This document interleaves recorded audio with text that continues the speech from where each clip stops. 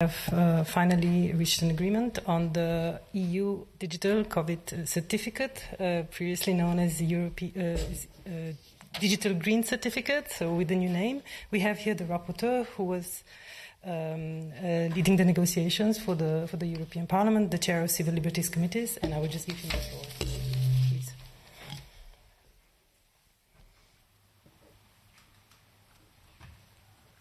Good evening, and thank you for being here at this late hour.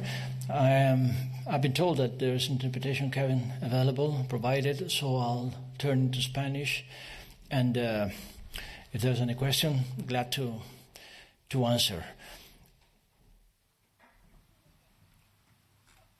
Anuncio que I would like to announce the following. Following a series of exhausting trialogues, and one in particular that we have just arrived here in the European Parliament, each of these trilogues has lasted at least 5 hours of tough negotiations, and we have arrived at a deal, a political compromise.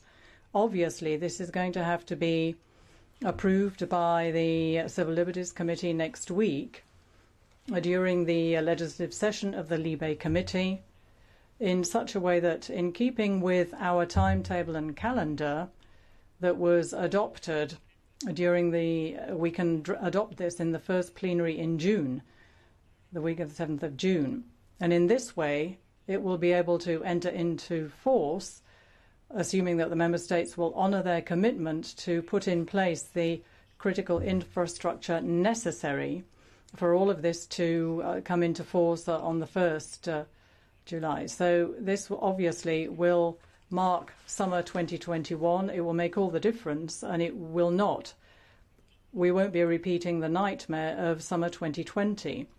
We have firmly defended our position within the European Parliament because we were given a very strong mandate at the April plenary session. You'll no doubt recall that at the end of March, the Commission was going to launch an initiative that had been demanded by the European Parliament for quite a long time, and that they were going to do this under the emergency procedure.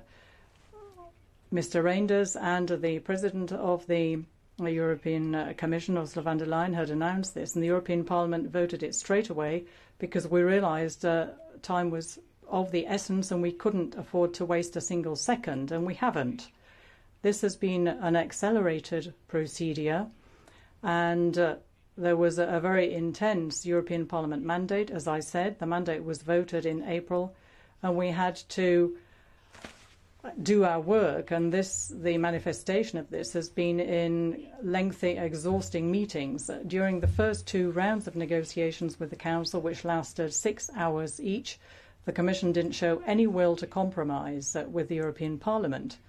And I can say quite frankly that the priority of the European Parliament right from the outset of the pandemic and its economic and social impact, what the European Parliament has wanted was a fully operational Schengen, to get back to that and have free movement of all our citizens in order to respect this fundamental right, which should be allowed and enjoyed by our citizens. With a view to achieving this objective, time and time again, we have very carefully analysed all the articles in the regulation, 15 articles, and none of them were innocuous. There were all sorts of things attached. Unfortunately, the European Parliament, well, we have not managed to achieve everything we wanted, but this is what European democracy is about. But we have managed to improve the Commission's proposal and the Council's negotiating mandate. And in this way, the compromise that we have arrived at makes a very clear difference between the Commission and the Commission's original proposal and the Council's negotiating position in every single article, in the case of every single article. And one of the differences is the legal uncertainty, which would have been discriminatory for our citizens and at quite a high cost, which would have been very difficult to afford, especially when it comes to the tests that have to be carried out in order to cross internal borders within the European Union and then cross external borders. We wanted to make sure that the Council realised that this was a priority as far as the European Parliament was concerned. The Commission had given the various options for the certificate. First of all, vaccination, thirdly, a negative PCR test, and then the antibody test, i.e. that you had recovered from the infection. We wanted all of this to be universally accessible and easily affordable. And what we wanted was the cost of these tests to be brought down considerably.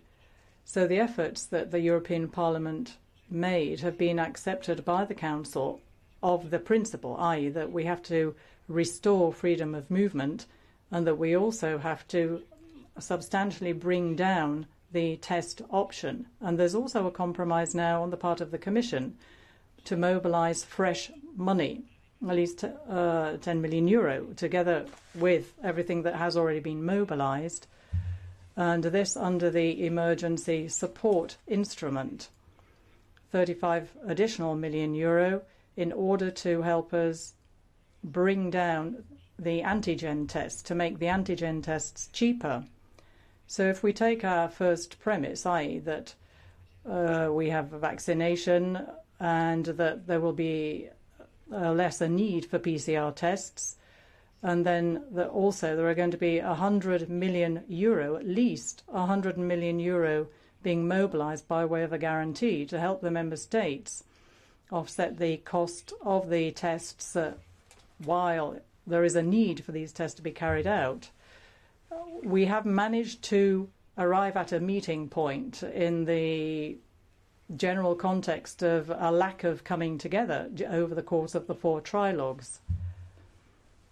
What we wanted was to accept that we have these rights guaranteed, because, and then there was another aspect, we didn't want member states to continue to impose further restrictions once the certificate had been approved. And this was a point that we found difficult to negotiate over the 4 meetings, over the 4 trilogues.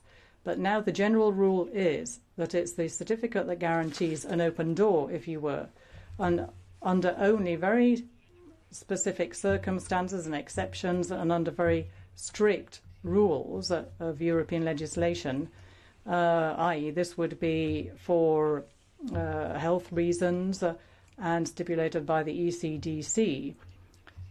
So in accordance with the principles of need and proportionality, member states would be able to apply measures as long as these have been notified with 48 hours notice to the Commission and the European Parliament, because obviously we are going to be continuing to monitor these rules, the rules of freedom of movement. The member states had said that this was a national competence and it wasn't up for negotiation because they wanted to be able to continue to apply national rules, but we've managed to move away from this because, well, they felt that it was necessary to control the pandemic. We've also managed to introduce the sunset clause, which the Council didn't want either. This will last for 1 year.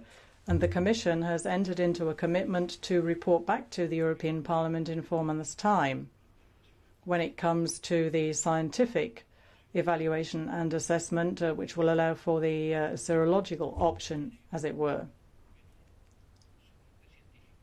where there is less of a scientific support, i.e. that you have recovered from the disease and have antibodies. That's the most difficult thing to actually prove. You can obviously have a negative PCR test. That comes with a high scientific guarantee, as it were, within 72 hours. But obviously the serological option is one that is going to be analysed by the Commission, and they will report back to the Parliament in 4 months' time. Furthermore, we have also managed to get the Council to accept the following principle, i.e. that the certificate can be issued to all citizens, including citizens who return to their member states, the European Union, and have been vaccinated outside the European Union. And this differs obviously from the initial proposal as well. Furthermore, well, there were other elements of negotiations, and as I said, the whole process was extremely stressful because we were having to work under urgency, and it meant, of course, that the actual room for manoeuvre for us for our negotiations was not possible, because usually when you have trilogues, sometimes trilogues can go on for years, waiting for the composition of the council to change, either the political party in power in member states to change, but none of that was possible, of course. We've had to work very quickly on this proposal, and as I said, it's a favourable deal which respects the main points that we wish to see in the agreement.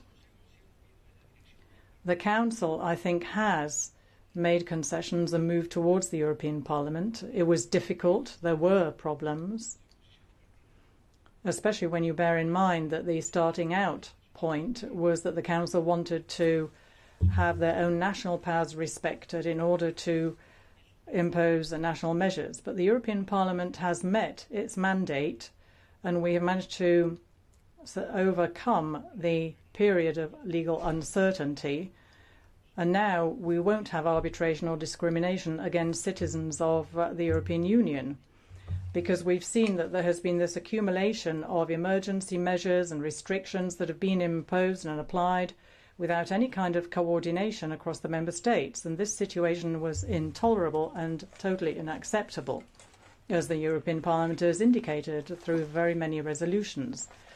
So that was the starting out situation, if you will.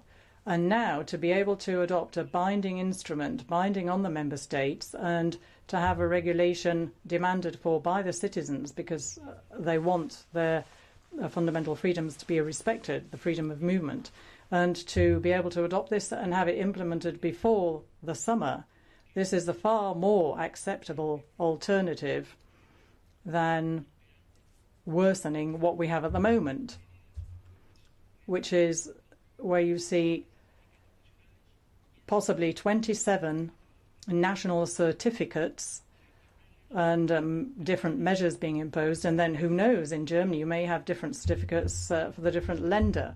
So that situation was discriminatory, uncertain, very opaque. So I think, and obviously didn't respect any rules at all at the European level. And I would really have to conclude by recognising the fact that the European Parliament has done its work, it's done its job. It was not easy. The European Parliament has only one option, to legislate, and that is what we have done. The Council of Europe, the European Council did have a plan B. The Council did have a plan B, and that was to stick to the situation what we had, and that is powers imposing rules that were totally disconnected from European legislation, having all these measures being unilaterally imposed, a wealth of different types of certificates which would potentially have been discriminatory for our citizens, and with no thought at all to the economic cost that this has meant. And essentially this would have just continued and perpetuated the general pessimism that has been reigning till now. And it's not going to be called a green certificate. It's going to be called the EU Digital Certificate, says the speaker. So it'll be a COVID certificate, an EU COVID certificate. So it's a European Union certificate, and it's going to be far better than not having a certificate of this kind at all, because it will guarantee legal certainty, and it will also increase trust and confidence on the part of the citizens, because looking ahead to the summer, they will realise that they are going to be able to move around freely, and people are going to be able to start thinking of booking holidays, booking hotel rooms, booking family holidays, getting planes, or just getting into the car or travelling by train, and travelling within the European Union, crossing its from one country to another, because we have not actually been able to enjoy that freedom for over a year now. Thank you. Hola, buenas tardes. Good evening. I've got two questions. I'd like to know whether there's going to be any control mechanism with regard to this possibility that member states may impose extra restrictions if they think the epidemiological situation requires it. Is there any control mechanism for the Parliament? Can they get involved? And the 100 million for PCR tests that the Commission is going to mobilise, how will that be assigned to member states? Will the Commission be buying the tests and then distributing them to member states? Thank you. As to your first question, we put a lot of energy into making Council budge from its absolute lack of desire to allow the EU to have any say as regards their powers to impose whatever restrictions they wanted, whenever they wanted, with regard to mutations, variants, or changes in the situation. So the clearly established general principle is that shall accept the certificates of vaccination, test of recovery, and they shall not. No, they shall refrain from additional travel restrictions, blah, blah, blah, unless they are deemed to be necessary and proportionate to safeguard public health in response to the COVID-19 pandemic, taking into account available scientific evidence, including epidemiological data published by the European Centre for Disease Prevention and the Control on the basis of Council Recommendation 1475/2020. Y añade, it adds, Member State requires, in compliance with Union law, holders of certificates referred to in Article 3 undergo any additional restrictive measures. It shall inform to the other Member States and the Commission thereof 48 hours in advance of the introduction of new measures. To that end, Member States shall supply the following information: reasons for such restrictions, scope of such restrictions, specifying the holders of which certificates are going to be subject or exempt from such restrictions, the date and duration of the restrictions. Member States shall provide the public, which is us, the European citizens, with public, clear, comprehensive, timely information of the topics covered by the paragraphs 1 and 2 that I just referred to. As a general rule, the information should be published 24 hours before the measures come into effect, taking into account the epidemiological emergencies.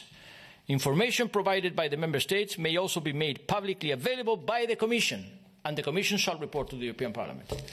So ese es el mecanismo que hemos conseguido. So this is the mechanism that we managed to include. You can imagine that Council was resisting that tooth and nail. They didn't want to have any European rules that would restrict their ability to take decisions, to impose additional certificates on citizens once the certificates had come into force. But our point was that you had to send a message that the certificate makes a difference, that there is going to be a before and an after the certificate, that with the certificate you have, as a rule, freedom of movement, and only if developments in the pandemic so require can national measures be added. And I think we succeeded in that. And the Commission played its honest broker role, its mediating role in this. It was an extremely difficult negotiation. I've been through a lot of trilogues, I can tell you. And, trilogues that have lasted years. And sometimes what tips the balance is, a change in government finally to be able to reach agreement with Parliament that wasn't possible before. But this time it wasn't the case. The Commission adopted its initiatives at the end of March, and the Parliament adopted the initiative and the urgent procedure in the April plenary, and 1 month later, now in May, after exhausting 6-hour-long negotiating sessions, with fruitless negotiations in the first couple of rounds, with Council not heeding any of our demands, saying this was exclusively national competence. So our achievement is to get a European law which is good news for citizens. And the difficulties were aggravated by the fact that the Council had its sort of option B, which was to go for their national measures. And, of course, that would have been a worse solution. It would have just caused confusion, uncertainty, arbitrariness and discrimination.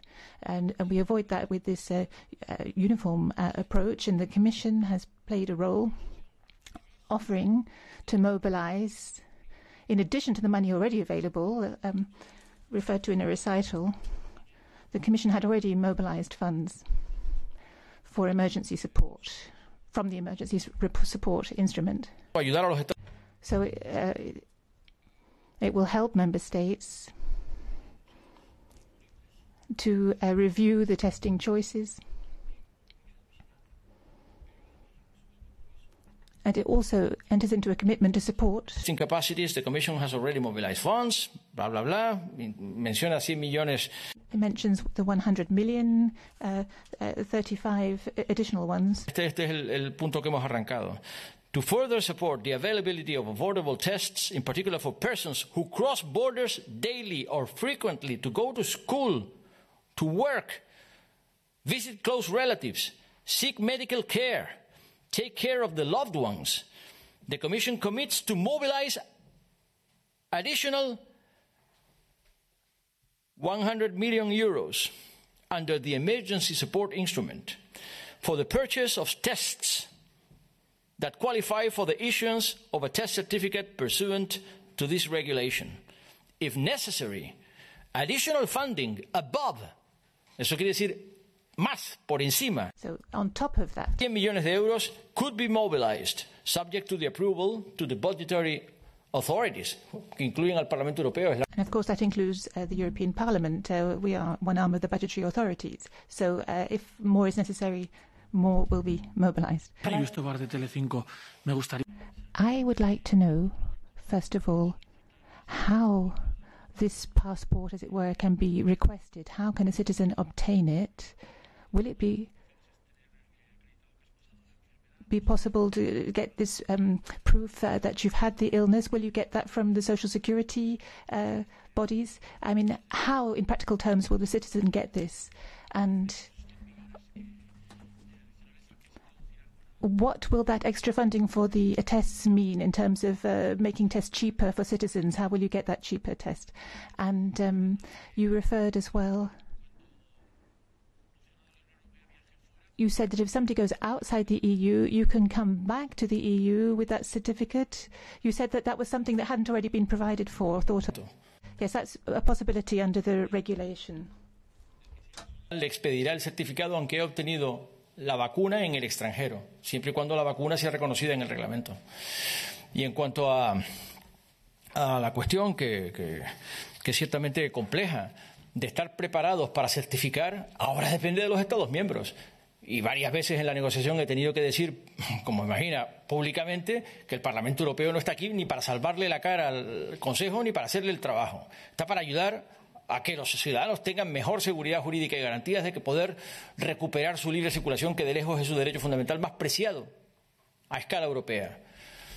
Y ahora el Consejo tiene que hacer su parte, que son los Estados miembros tienen que disponer de las infraestructuras críticas y tecnológicas para certificar el certificado europeo, que será digital, con un formato unitario, con los datos contemplados en el reglamento, que son los mínimos, porque lo hemos exigido, de acuerdo con el estándar europeo de protección de datos, que es el más alto del mundo, y estamos orgullosos de eso, que no utilicen esos datos para ninguna otra finalidad que no sea para controlar la pandemia en frontera, que no tengan aplicaciones interiores esos datos, y que no haya una base centralizada de datos, sino que esos datos solo sean disponibles por la Administración Sanitaria que expide el certificado.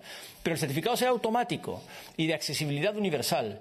Por tanto, significará que cuando entre en vigor el reglamento y a partir de la entrada en vigor del reglamento y cuando los Estados tengan en disposición esas infraestructuras tecnológicas, cada vez que alguien se haga un PCR, cada vez que alguien se vacune, le expedirán el certificado digital para que pueda decidir viajar y enseñarlo, sabiendo que no va a ser sometido al infierno del que venimos. Pero podría ser, por ejemplo, a través de una aplicación móvil. Sí, en eso consiste digital. O sea, por supuesto, será disponible en papel, porque no todo el mundo digamos, está familiarizado con los soportes digitales. Será disponible en papel, pero la idea es que sea digital, homogéneo y unitario en toda la Unión Europea, de modo que te lo expiden automáticamente las administraciones sanitarias que te vacunan o te realizan la prueba, cualquiera que sea la prueba, incluidas las pruebas de antígeno que están contempladas en el reglamento y que, de acuerdo con los reportes de la Comisión, está incrementando su fiabilidad científica.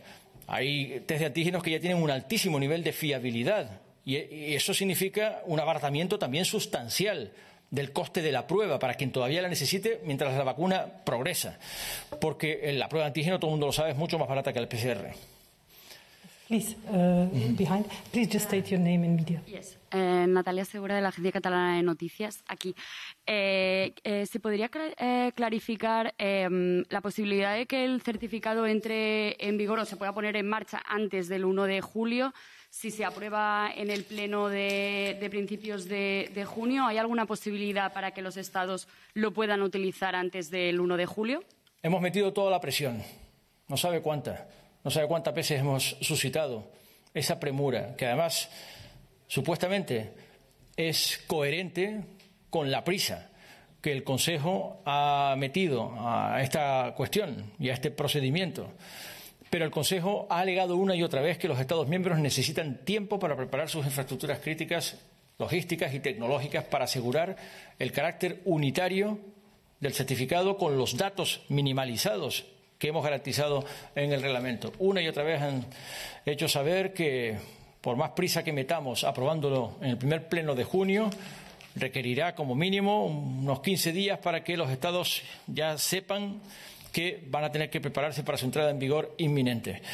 Y, de hecho, la idea es que en el próximo Consejo Europeo, que tendrá lugar creo que a finales de este mes de mayo, ya los Estados miembros, a través de sus líderes, la reunión de líderes que es el Consejo Europeo, jefes de Estado y de Gobierno, cobren conciencia de hasta qué punto esto significa ponerse a trabajar.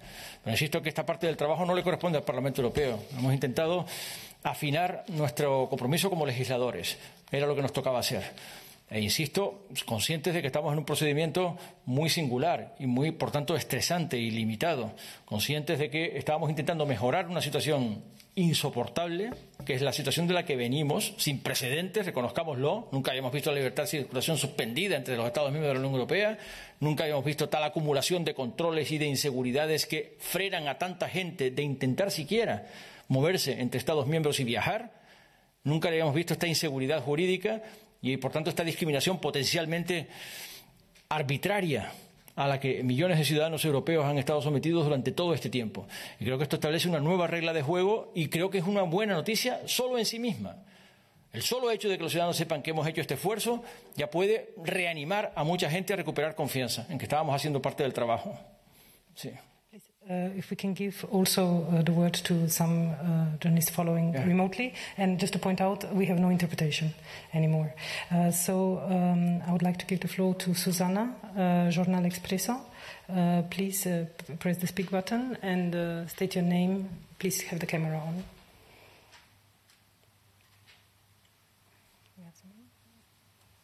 Is Susana there? Okay. If not, yes, please. Sorry, I forgot to press the speak button. Please. Susana Fresh, SIC Expresso, Portugal. I would like to understand exactly how these 100 million euros that the Commission is going to mobilize is helping those that have to pay for tests already in July. So how exactly this is going to work? And if I understand correctly, now this is basically for PCR tests. So is there a specific commitment from member states to make these tests available in airports or something like this in order to facilitate those that have to pay for them, and they can be quite expensive? Thank you. Okay, let me make it clear that has been an argument, quite a fight between the European Parliament and the Council, all the way. The Council has resisted to the very last minute to concede on alleviating the costs, the individual costs of the testing choices, of the testing possibilities, to take stock and charge of how it is the situation by now.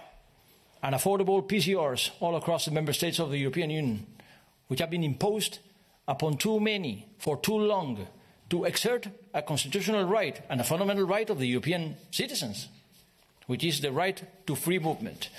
So we have made our best to convince them that they have to make them universally accessible, affordable, especially for certain categories of people which are enshrined in the recital, which deals with the matter, recital 30A, and again in the European Commission declaration. And there you got it. Especially for cross-border daily workers, citizens who need cross borders to work or school, visit close relatives, seek medical care, to take care of loved ones. The Commission commits itself to mobilize additional funds, 100 million euro, fresh money, additional fund, besides all the money that has been mobilized so far in the emergency support instrument, additional 100 million euros, and it's got to be final. It's got to be, of course, a binding mandate for the member states to allocate the provisions that they get from this fund, from this additional 100 million euros, precisely to alleviate the costs. They should not use that money for anything else, that's for sure. That is a commitment by the Council, that they will using the money, and the Commission will liberate the money, will mobilize the money precisely on those grounds, that they're using it in order to cover the tests and alleviate the variety of the costs of the tests for the individual European citizens, particularly for these categories, persons that I've referred to. That is the principle that we have gained, that we have achieved throughout a very, I tell you, lengthy and painful negotiation. Yes. Tenemos que hablar inglés.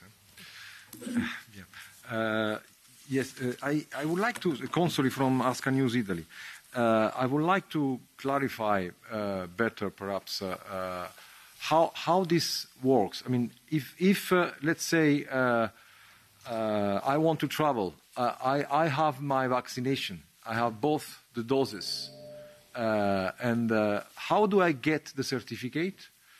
If I'm vaccinated, I don't have to pass quarantine, if I understood well. It is enough to be vaccinated. If instead I have a test that I made, the test will not be too expensive or will be for free, what you say. Sorry, if I'm vaccinated, how many days after the vaccination I can get the certificate and I can travel? If I have a test and I'm not vaccinated, the test has to be only once, or you know, all these things. I mean, there are practical things. How these things will work, and how do I get the certificate? Where do I go to get it? Who gives it to me? These kind of things. Yeah. Listen, let me make clear one point of substance. We're having a situation here which is unprecedented and poses an open array of scientific challenges. But we are not here to come up with scientific responses, but to make laws. And that's what we do. And the general principle of this law is that every European citizen, single citizen, that from the regulation onwards gets a PCR, a serological test, or a vaccination shall be provided with a certificate automatically issued by the health system of the member state in which that European citizens intends to enjoy free movement back again. That is the principle. That is the only thing that the European Parliament can do as lawmaker. Because I have been told so many times, how can you make sure that the vaccination gets it right, that the vaccination is safe, or actually that you're immune after the vaccination? How do you make sure that the PCR is not obsolete? How do you make sure? No, listen, those are scientific questions that are not to be answered by this legal instrument, by this piece of legislation. We are to ascertain some legal clarity, some rules which are binding for the states, so that we regain trust, not only member states between each other, but also European citizens trust that they can actually exert their right to free movement with no arbitrary restrictions, as a matter of principle. And that's what we do. I suggest now we take one remote question. Yes, please. I give the floor to Michael Birnbaum, Washington Post. Please press the speak button. Thanks very much for this press conference. Just say, forgive me, I think you may have answered this question, at least in part, but it was in Spanish and we didn't have interpretation. But just to understand the mechanism for converting, for people who've already been vaccinated, whether inside the European Union or outside of it, to what extent is it going to be easy and facilitated and possible to ensure that there isn't fraud, to convert whatever proof people already have into a green certificate, into a COVID certificate? And on a practical level, there's been a new announcement about travelers from outside the European Union who want to come to the European Union. I'm from the Washington Post, and of course there are lots of Americans who want to come to Europe right now. To what extent do you foresee, I understand you've just said this is for individual member states to ascertain, to what extent do you foresee it will actually be possible to convert essentially what people have in lots of places inside and outside the EU is a piece of paper that says they've been vaccinated? How easy is it going to be to make that switch to a digital certificate? Well, let me try to make the long story short. When you negotiate as a member of the European Parliament, speaking truly European, speaking only European, solely European, you negotiate with the Council, you know that you are encountering member states. And member states have not been dissolved by the European Union. No, they are still there on their feet. That means that member states will still have a margin of maneuver and decision to allow some foreign visitors, tourists, on certain grounds or conditions, on some reliable indicators, that they can actually do so. So if you ask me, how can American citizens enter the European Union? With a vaccination which is acknowledged by the European Union, for sure. Acknowledged by this regulation, for sure. But still, member states do have a margin of maneuver to allow some other choices. Some vaccination which is not recognized in this certificate can be allowed by a member state on the grounds that, let's say, that third country will reciprocate the entry of European citizens with the same conditions. But still, we are creating some legal, sound, safe ground on which we can rely on, that we are improving the situation. And if you ask me how the European citizens are going to get hold of those certificates, it is up to the member states to speed up the technological procedure, to put at the European citizens at the actual disposal of every individual, every European citizen that has been already vaccinated, the digital certificate on the format that might be more suitable for his or her personal interest. That is the point I'm making. So if you happen to have been vaccinated months before the entry into force of this regulation, then you will be granted, according to the choice that you have made digitally on your mobile phone, the certificate, because you are vaccinated. You are vaccinated in a member state of the European Union, so the health system of your member state will provide you with a certificate. That is the new rule of the game. And that certificate will do. That certificate means that you don't have to PCR every week. Hey, listen, I'm vaccinated. This certificate says so. I was vaccinated, so please let me in. Okay, that is the principle. Any more questions? Yes, please. Thank you for the floor, Tomaso Lecca, Algi News Agency. Well, apart from the principle, to have the certificate, is one dose enough, or do I need to have 2 doses? In the case I get the second dose, and how long do we have to wait to have the certificate? Second question, if I may. I didn't understand really the relationship between PCR and antigenic tests. If I'm not vaccinated, can I choose which test to take, or do I have to take just the PCR test?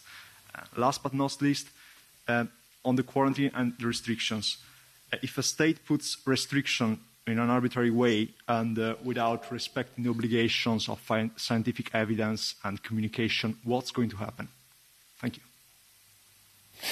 Well, as for the first question, the vaccination mix actually having completed the vaccination pattern. That's for one thing. That's the rule. If you are not completely vaccinated, you are not understood to be immune. So that is the principle.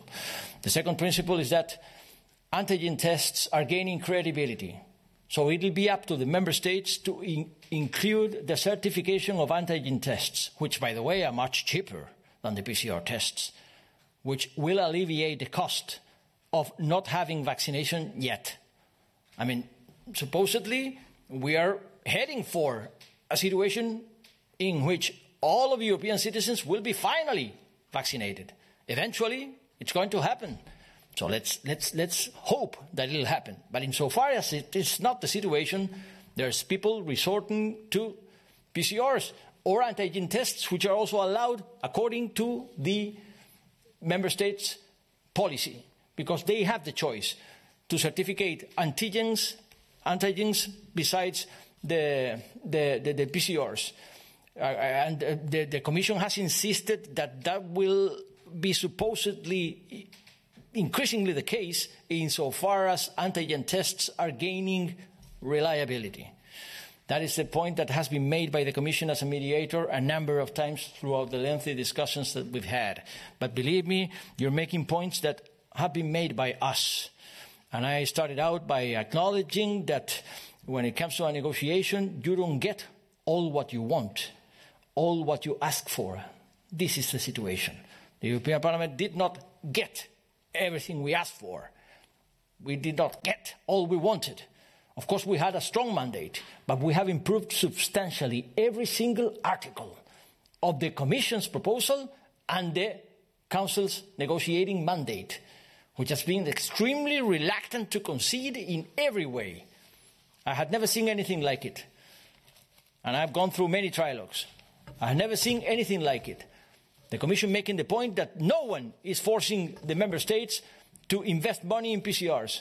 And we're making the case that they have to take charge one way or the other. And the Commission coming with a proposal to mediate and to alleviate and to create some ground for compromise. If the Commission mobilizes fresh money, will that do? Particularly for certain categories of people which are most needed? Cross-border workers, people who care about the loved ones in some other member states, students who are not supposed to afford on a regular basis continued PCRs, and of course under the consideration that this PCR testing will not last long, that the expectation is that increasingly there will be more and more vaccinations, so less and less people will resort to tests, because we will have our certificate on the ground of vaccination. That will be the choice. And you asked for something else? Excuse me if I lost sight. Thank you. Can you hear me? Yeah. The consequences for the countries who break of course. That's rules. A regulation. I mean, it's the whole thing. It's the whole thing about regulation. They are binding for the member states. You can claim its full compliance as a European citizen before the courts of justice. And if someone is in contempt of European law, there are infringement procedures, there are fines, there's all the way to the European Court of Justice. There are a number of measures when you don't comply a European regulation. And this is a regulation. So for me to be understood, this is a piece of legislation. This is a legislative act which improves the situation, which is not bound by European rules by now. Nothing of the kind. Legal uncertainty, obscurity, arbitrariness. That's what we've had for all too long. So the European legislation should do the trick. Any more questions? Yes, let's give the floor to those that follow remotely. So we have Jaume Masdeu. Please press the speak button. You have the floor.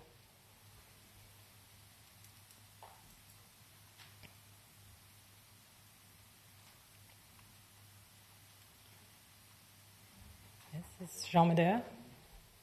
Please put the camera on. Press the speak button. You have the floor. Okay, thank you.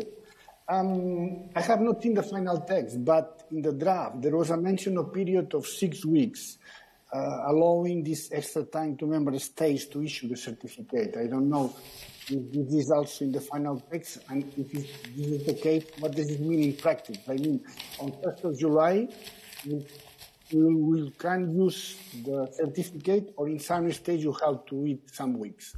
Thank you. Yeah, you have made a very valid point. You have made a very useful question, which is partly technical, but has gone political throughout the lengthy discussions. Yes, the Council has actually made a matter of a fight with the European Parliament to stick to a so-called phasing-in period on the grounds of practical considerations. They have stated time and again, practical considerations. They need time to secure that all the member states get ready for the implementation of a single European certificate. Why? Because, let's face it, there are certificates at site by now. There is a variety of certificates by now, even sub-state level certificates, regional certificates, lender certificates.